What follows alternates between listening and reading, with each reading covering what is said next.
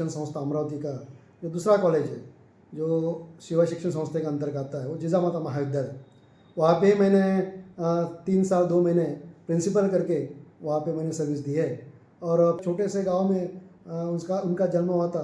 पापड़ यह अमरावती ज़िले में जो गांव है, वहाँ पे कदम घराने, जो उसको इनके तरफ उसको देशमुख की मिली थी वो घराने को, इसलिए बाद में कदम नाम उनका जो सरनेम है वो काफ़ी पीछे छूट गया और देशमुख ही नाम से वो जाने जाते हैं। छत्रपति शाहू महाराज जो कोल्हापुर संस्थान के थे, उन्होंने कंपलसरी एजुकेशन किया था। वो बाप भाऊ साहब ने अमरावती में लागू किया और जो कोई अपने पाले को स्कूल भेजता नहीं था, उनके ऊपर दंड की सुविधा की थी। इसी वजह से आपको ध्यान में आता है कि भाऊ साहब का शिक्षण की तरफ देखने का दृष्टिकोण कैसा था, और इसी से उन्होंने मराठा हाई स्कूल से पढ़ाना चालू किया था।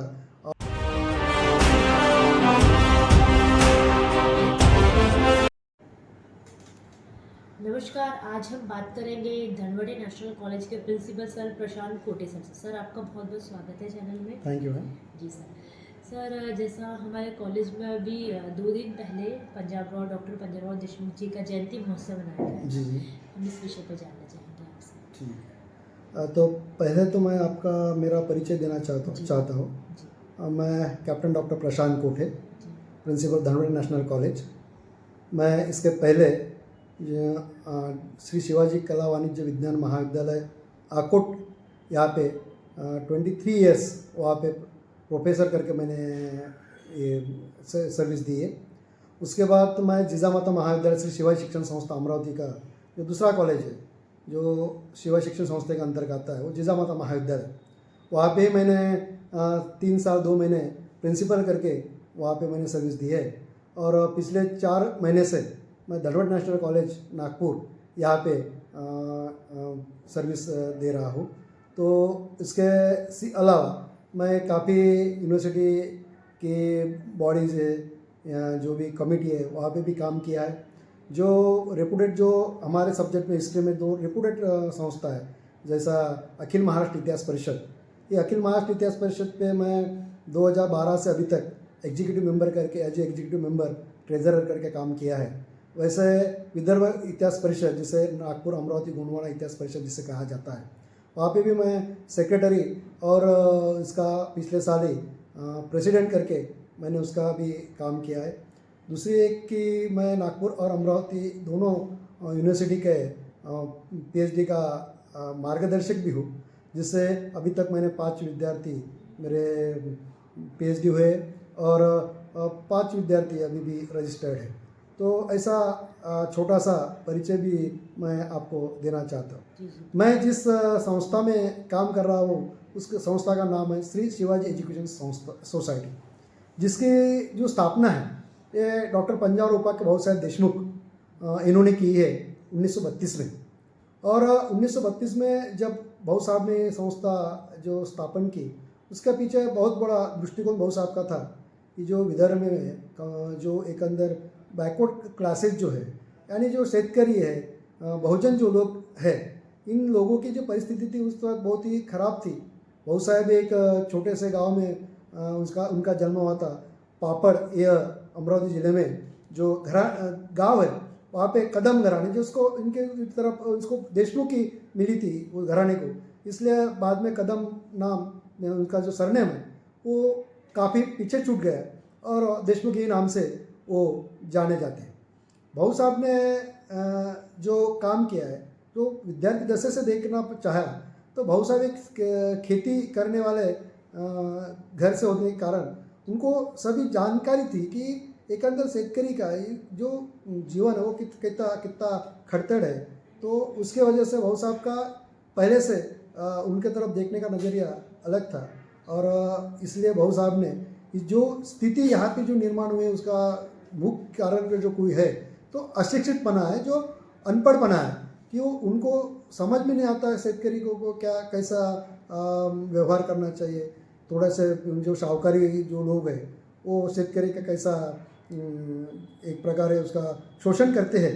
तो इसीलिए भाऊ साहब ने जब तक ये यहाँ का जो शेतकरी है कि आज जो बहुजन जब तक पढ़ेगा नहीं तब तक उनकी जो हालत है, उनकी जो स्थिति है, उसमें परिवर्तन होना नहीं होना, ये जानकारी थी। इसलिए भाऊ साहब यहाँ पे पढ़ने के बाद भाऊ साहब ने पुणे में अपना उच्च शिक्षण लेने के बाद फर्गुसन कॉलेज में उन्होंने अपना ग्रेजुएशन करने के बाद भाऊ साहब इंग्लैंड में गए, कैम्ब्रिज में उन्होंने पढ़ाई की, एडिनबरो में पढ़ाई की, और पढ़ाई करते करते भाऊ साहब डॉक्टरेट बन गए, बैरिस्टर बन गए। लेकिन उनका जो ध्यान था वो यहाँ पे जो मूल जो विदर्भ के जो शेतकरी है, जो बहुजन है, उनकी जो स्थिति है वो कैसी दयनीय है उनके तरफ था। और इसलिए वही दृष्टि से वो देखते रहे।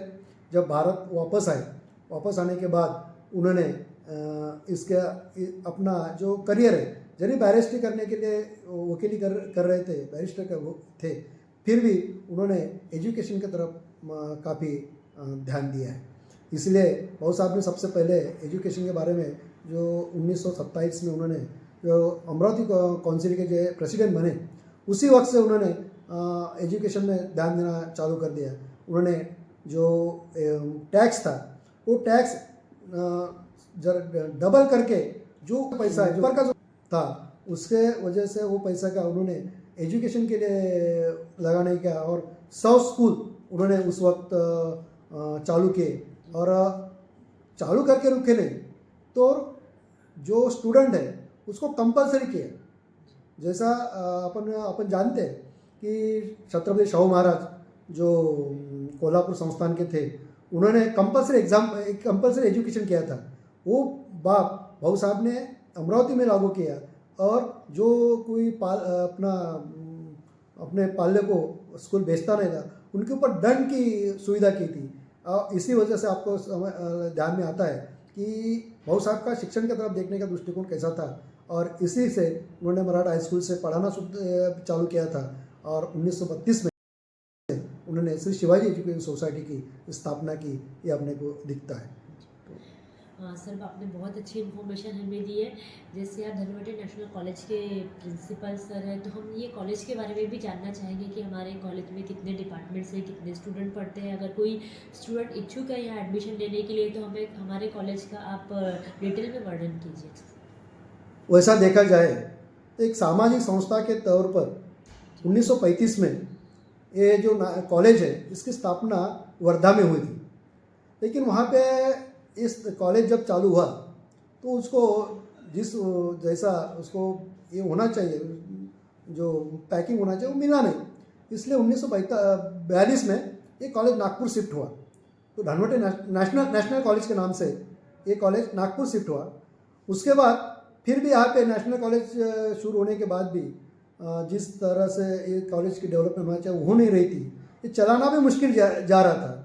तो जो लोकल बॉडी थी यहाँ की, जो सामाजिक बॉडी थी, उन्होंने क्या किया कि भाऊ साहब से कांटेक्ट किया कि हमसे ये कॉलेज चला नहीं सकते हम, तो ये कॉलेज आप ले लो।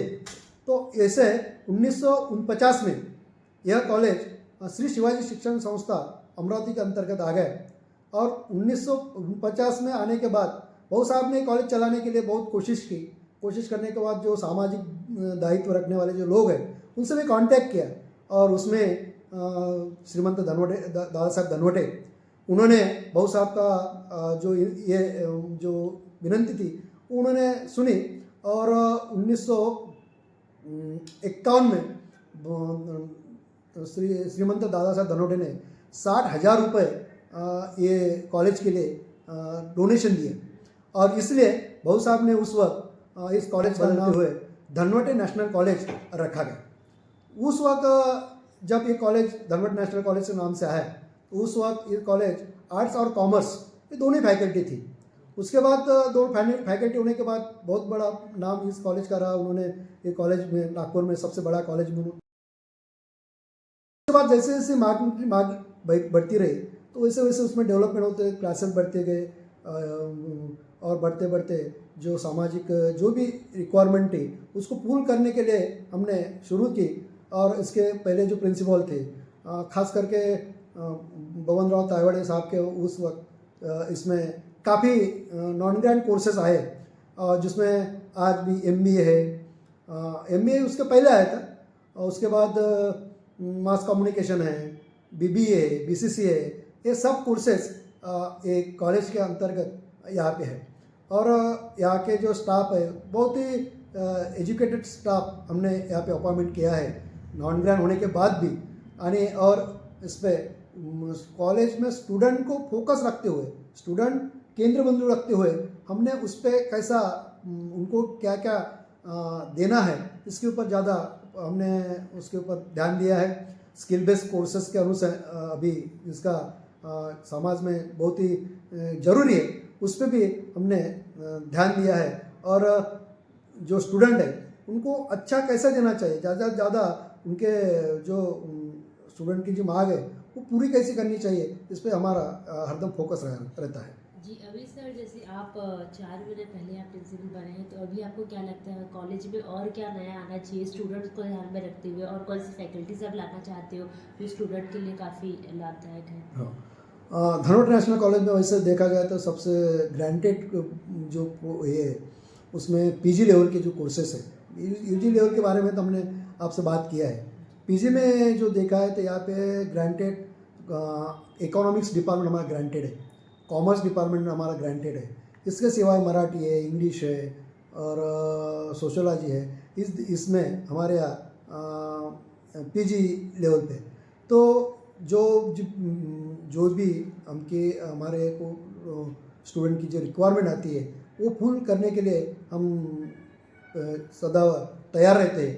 अभी भी हमने गवर्नमेंट के लिए, हमारे गवर्नमेंट की तरफ और जो कुछ डेवलपमेंट के लिए होना उसके लिए एप्लीकेशन किया है। उसमें हमारा एक जेमी की बाजू ये है कि अभी हमको PM उषा की तरफ से, रूसा PM उषा की तरफ से हमको 5 करोड़ की ग्रांट मिली है, जिसका भी अभी डेवलपमेंट में काफ़ी अच्छा रहेगा।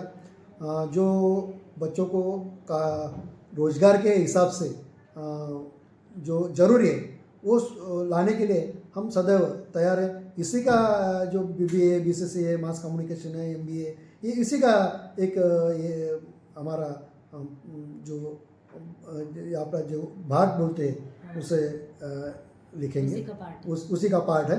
और नया भी लाने की हम कोशिश कर रहे हैं, जो भी हो स्किल बेस्ड कोर्सेज लाने की, स्किल बेस्ड कोर्सेज ज़्यादा से ज़्यादा यहाँ पे लॉन्च करने का हमारा मानस है। सर आपको क्या लगता है, जैसा पहले जब कॉलेज की शुरुआत हुई थी तब से अभी तक में काफ़ी कॉलेज में सुधार आया है, हाँ। तो कितने बच्चे हमारे कॉलेज से शिक्षा लेते हैं और अब का रिस्पांस कैसा है पहले के कंपेयर में? अभी के बच्चे जो है, अब जो शिक्षा ली जा रही है, बेहतरीन शिक्षा फैसिलिटी हमारे पास में है, तो अभी का किस प्रकार से आप क्या चाहेंगे? आज की स्थिति में अगर अपन देखा जाए तो कॉन्वेंट सिस्टम पे ज़्यादा फोकस किया जाता है, और इस वजह से आज जो आर्ट्स कॉमर्स कॉलेज है उनके तरफ जो स्टूडेंट है वो बहुत कम आते हैं, यानी कुछ कॉलेज में बहुत ही कम आते हैं। उसका परिणाम हमारे भी कॉलेज में हुआ है। लेकिन हमारा कॉलेज का जो रेपुटेशन है, हमारे कॉलेज के जो स्थिति है, पढ़ाने की स्थिति है, जो भी यहाँ पे जो प्लेसमेंट है, ये सब देखते हुए हमारे कॉलेज पर जो बाकी कॉलेज पे जो असर हुआ है उतना असर हमारे कॉलेज में नहीं हुआ है, क्योंकि यहाँ पे आज भी 4000 स्टूडेंट पढ़ते हैं। और 4000 स्टूडेंट पढ़ने के बाद भी यहाँ पे प्लेसमेंट के हिसाब से देखा है तो काफ़ी प्लेसमेंट होता है। इस कॉलेज की और एक पोटेंशियल बात जो उनसे होंगी तो स्पोर्ट्स है। पूरे विदर्भ में ऐसा कोई कॉलेज नहीं है कि जहाँ प्राइवेट कॉलेज होते वक्त हुए भी यूनिवर्सिटी से अच्छे कि यूनिवर्सिटी के जैसे यहाँ पे जो स्पोर्ट के इवेंट हम लेते हैं, सभी इवेंट यहाँ पे लेते हैं। इतना नहीं तो जो यूनिवर्सिटी लेवल पर जो स्पर्धा रहती है, कंपटीशन रहता है स्पोर्ट लेवल पे, वो उसकी तैयारी होने के लिए यूनिवर्सिटी की जो स्पोर्ट की तैयारी जो कंपटीशन है उसकी तैयारी होने के लिए हम उसके पहले ही पूरे विदर्भ के, केवल हमारे कॉलेज के नहीं तो विदर्भ के स्टूडेंट ने यहाँ पे पार्टिसिपेट होना चाहिए। इसलिए हम डॉक्टर पंजाबराव के भाऊ साहब देशमुख क्रीड़ा महोत्सव का हर साल आयोजन करते हैं। ये जो 2020 से इसका आयोजन हुआ है, एक साल कोरोना का छोड़ा तो बाकी सभी साल हमने आयोजन किया था। और उस वक्त जो प्रिंसिपल थे उन्होंने श्री शिवाजी एजुकेशन सोसाइटी के जो उस वक्त की जो मैनेजमेंट थी उनके रिक्वेस्ट से वो चालू किया था। तो हमने अभी तक उसका चालू रखा है। इतने से नहीं तो कॉलेज के बाहर के स्टूडेंट और उसके साथ साथ हम जो कॉलेज के बाहर जिसका एडमिशन भी नहीं है, जो भी करना चाहते हैं उनके लिए भी हम फैसिलिटी यहाँ पे अवेलेबल कर देते हैं। और उसका ये बेनिफिट ये है कि केवल यूनिवर्सिटी लेवल पर नहीं है, तो राज्य लेवल, राष्ट्रीय लेवल तक यहाँ पे स्टूडेंट को बहुत ही बेनिफिट होता है। जो यहाँ पे ये नागपुर का नाम वो राष्ट्रीय स्तर पर वहाँ पे ये करते, इतर इंटरनेशनल स्तर पर भी उन्होंने, हमारे स्टूडेंट ने पार्टिसिपेट किया है। तो उसकी तैयारी करने के लिए धनवटे नेशनल कॉलेज यह काफ़ी राष्ट्रीय स्तर तक एक प्रख्यात हुआ है। इसका रीजन, इसका जो कारण जो कोई होगा तो हमारा स्पोर्ट डिपार्टमेंट है, जिसकी जो कमांड देखा जाए तो डॉक्टर वानखड़े, देवेंद्र वानखड़े, डीसी वानखड़े, एक काफ़ी अच्छे तरीके से संभाल रहे हैं। सर ने हमें बहुत अच्छी इन्फॉर्मेशन दी धनवटे नेशनल कॉलेज के बारे में। साथ ही हमें ये भी बताया कि विदर्भ में स्पोर्ट्स को लेके हमारा जो कॉलेज है वो नंबर 1 है। काफ़ी अच्छे शिक्षक है यहाँ पर, यहाँ का डिपार्टमेंट बहुत अच्छा है। इसके साथ ही धनवटे नेशनल कॉलेज की उपलब्धियाँ भी हम आपको बताना चाहेंगे। यहाँ कॉलेज में काफ़ी सारे अवार्ड्स मिले हैं कॉलेज को। कॉलेज ने काफ़ी अचीवमेंट्स किया है। सर हम इसके बारे में भी आपसे जानना चाहेंगे कि कॉलेज को काफ़ी सारे अवार्ड्स और अचीवमेंट्स मिले हैं। तो ये स्पोर्ट्स के रिगार्डिंग है या कॉम्पिटिशन जैसे? सभी कॉम्पिटिशन, स्पोर्ट के कंपटीशन तो है ही, लेकिन कॉलेज में जब पढ़ाते थे हमको, हम स्टूडेंट को ज़्यादा से ज़्यादा कैसा अपन ये करेंगे, एक्टिव करेंगे, उस पर हमारा ध्यान रहता है। तो काफ़ी कंपटीशन रहते हैं, इंटर कॉलेज कंपटीशन लेते हैं, डिबेट कंपटीशन है, स्पोर्ट के हिसाब से तो है, एकांकिका है, कल्चरल के हिसाब से जो भी है सभी कंपटीशन लेते हैं। उसमें हमारे बच्चे काफ़ी परफॉर्मेंस करते हैं। परफॉर्मेंस करने की वजह से काफ़ी अवार्ड्स यहाँ पे मिलते हैं। और ख़ास करके हम जो भाऊ साहब जयंती मनाते हैं उस वक्त काफ़ी कंपटीशन रहती है। जैसे देखा जाए तो अभी इस साल हमने डिबेट कंपटीशन लिया, उसके बाद रंगोली कंपटीशन है, पोस्टर कंपटीशन है, जो ऐसा बहुत सारे कंपटीशन है, ये का है, कल्चरल तो है ही है। तो आणि स्पोर्ट्स के अभी सभी इवेंट यहाँ पे लेते हैं। हमने इस साल 20 तारीख से डॉक्टर पंजाबराव उपाख्याय भाऊसाहेब देशमुख इनकी 126वीं जयंती महोत्सव अरेंज किया था। तो पहले हमने इंटर कॉलेजेस सभी कंपटीशन, सिंगिंग कंपटीशन होंगी, डिबेट कंपटीशन होंगी, जो भी है सभी कंपटीशन लिया है। उसके प्राइज डिस्ट्रीब्यूशन भी करते हैं, सभी उसमें भाग लेते हैं। और वहाँ से 20 तारीख से 30 तारीख तक हमने प्रोग्राम लिए थे। उसमें माननीय माजी पंतप्रधान प्राइम मिनिस्टर मनमोहन सिंह का देहांत हुआ, उनको भी मैं श्रद्धांजलि अर्पण करना चाहता हूँ। तो उस वक्त के जो कार्यक्रम है हमने 6 और 7 तारीख को पूरे किए हैं। तो ऐसे हमारा ये कार्यक्रम चलता है। उसमें ज़्यादा से ज़्यादा स्टूडेंट कैसे इन्वॉल्व हुए उस पर ध्यान रहता है। उनका एक जो उनके अंदर जो सुप्त गुण जिसको बोलते हैं, यानी जो है वो बाहर निकालने की कोशिश हम हरदम करते रहते हैं। डॉक्टर प्रशांत कोटे सर का SM न्यूज़ लाइव 24 की तरफ से बहुत बहुत धन्यवाद सर। आपने बहुत अच्छी इन्फॉर्मेशन दी। और भी कॉलेजेस में जो प्रोग्राम होते रहेंगे हम जरूर आपसे हमेशा जुड़े रहेंगे। हम आप तक का सारे प्रोग्राम तो थोड़ा सा और 1-2 बात बोलना चाहता हूँ। भाऊ साहब के साथ इससे होता है, भाऊ साहब ये जो है इनको मैं राजकीय संत मानता हूँ। मैं 19वीं शताब्दी में विदर्भ को 3 महान संत मिले, जिसका एक राष्ट्रसंत तुकडोजी महाराज है, संत गाडगे बाबा है। इनका काम तो आप सभी को जानते हैं, लेकिन तीसरा संत मैं डॉक्टर पंजाबराव देशमुख इनको मानता है। इसलिए मानता हूँ कि जो महाराष्ट्र को, जो देश म्हणजे राष्ट्र में अपने को अच्छा जो एजुकेटेड स्टेट जो ये मिला है, इसके लिए महाराष्ट्र में जो समाज सुधार की 150 वर्षों की जो परंपरा हुई है, तो उसमें महात्मा फुले उसका फाउंडर माना जाता है। महात्मा फुले ने जो उस वक्त जो बताया है, उस पे लाइन पे ये समाज सुधारक ने काम किया है। जो भी उस वक्त जो बैकवर्ड होने के रहे, तो उसका लास्ट पन्ना जो कोई होगा विदर्भ में या इसमें, तो डॉक्टर पंजाबराव देशमुख है। आज भी अपन महात्मा फुले के जो कार्य है और पंजाबराव देशमुख साहब के जो कार्य है, उसका तरफ दोनों की तरफ से देखा तो दोनों का भी काम ये एक जैसा है। यानी उसका इस म्हणजे महात्मा फुले का जो काम का जो कार्य का एक्सटेंशन है वो भाऊ साहब है, ऐसा मैं तो भी मानता हूँ।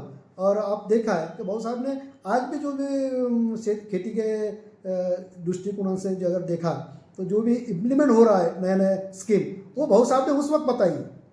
नाबार्ड की स्थापना भाऊ साहब ने की है। नाबार्ड जो आज नाबार्ड का जो बेनिफिट आज शेतकरी लेते हैं, भाऊ साहब ने जो कर्ज लवाद बिल है ये भाऊ साहब की देन है। कि जो आज जो पंजाब में बड़े तरह इससे जो खेती वाले दिखते हैं, खेती करने वाले जो दिखते हैं वो भाऊ साहब की देन है। आज भी जितना महाराष्ट्र में विदर्भ में भाऊ साहब को नहीं मानते उतने पंजाब में हर घर में भाऊ साहब का फोटो वहाँ पे रहता है। ये भाऊ साहब की देन है। यानी इन जो महाराष्ट्र में जो समाज सुधारक है उनका सभी का काम, शाहू महाराज ने जो एजुकेशन के बारे में किया, महात्मा फुले ने जो एजुकेशन के बारे में बताया, वो भाऊ साहब ने यहाँ पे किया है। आज भाऊ साहब की वजह से जो 270-75 यूनिट यहाँ श्री शिवाजी एजुकेशन सोसाइटी के अंतर्गत यहाँ पे काम करते हैं। यहाँ पे प्राइमरी स्कूल से लेकर यहाँ पे डिग्री कॉलेज तरह, मेडिकल कॉलेज, इंजीनियरिंग कॉलेज है। श्रद्धानंद हॉस्टल से भाऊ साहब ने शुरुआत की थी। वैसे यहाँ पे शुरुआत करने के बाद वहाँ पे भाऊ साहब के अन्य बहुत सारे हॉस्टल भी भाऊ साहब ने यानी निर्माण किए। हर कॉलेज जहाँ है वहाँ पे आपको हॉस्टल दिखेगा। तो ऐसे भाऊ साहब का कार्य बहुत ही सराहनीय है और उनका इतना नहीं है। भाऊ साहब ने ये काम करते वक्त भाऊ साहब ने राज्य घटना में काम किया है। डॉक्टर बाबा साहब अम्बेडकर के साथ वहाँ पे काम किया है। इसलिए डॉक्टर बाबा साहब अम्बेडकर ने भाऊ साहब का उनके जो आखिरी भाषण में जो 4-5 नाम लिए थे उसमें भाऊ साहब का नाम अग्रसर था। जो 500 के ऊपर भाऊ साहब ने वहाँ पे जब राज्य घटना वो तो उसमें सजेशन दिए थे। तो भाऊ साहब का काम केवल खेती एजुकेशन के बराबर इसके लिए नहीं है। तो भाऊ साहब राज्य घटने में राजकीय दृष्टिकोण से है। भाऊ साहब ने वकीली करते वक्त आपने देखा होगा कि जो सुभाष चंद्र बोस की जो आज़ादी सेना थी उसको जब उसके ऊपर केस चालू था तो उसका भी खटला भाऊ साहब ने लड़ा था। तो ऐसा बहुत सारा काम भाऊ साहब ने किया जो वो केवल विदर्भ के अंदर ही नहीं है, तो उनका राष्ट्रीय और अंतर्राष्ट्रीय ख्याति का काम है। भाऊ साहब ने एक हॉस्टल भारतीय को लिए इंग्लैंड में स्थापन किया था।